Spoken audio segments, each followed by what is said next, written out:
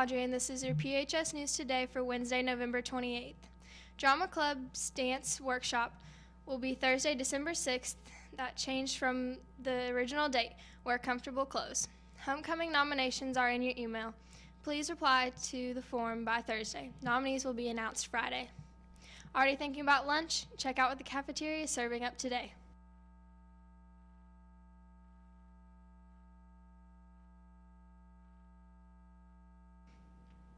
Drama clubs will be reading scripts after school today. If you're interested in helping choose the musical for next semester, come get familiar with the scripts and songs. And now to Colin with your Rams Sports Report.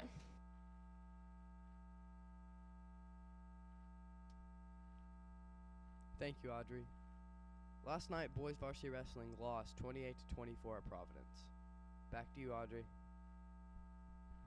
Students, Mr. Stroud, Mr. Stout, and Miss Matheny and NHS students will be offering extra credit for each session students stay and review for iStep.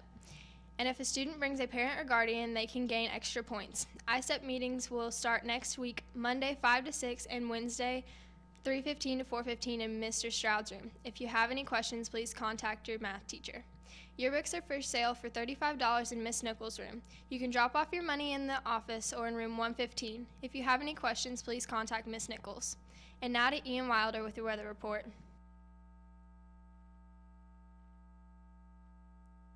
So today we only have a chance of some light flurries, but later in your week, due to some high temperatures going to be rising, we will see some thunderstorms later around Saturday and Sunday.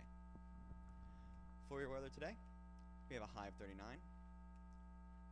and a low of 27.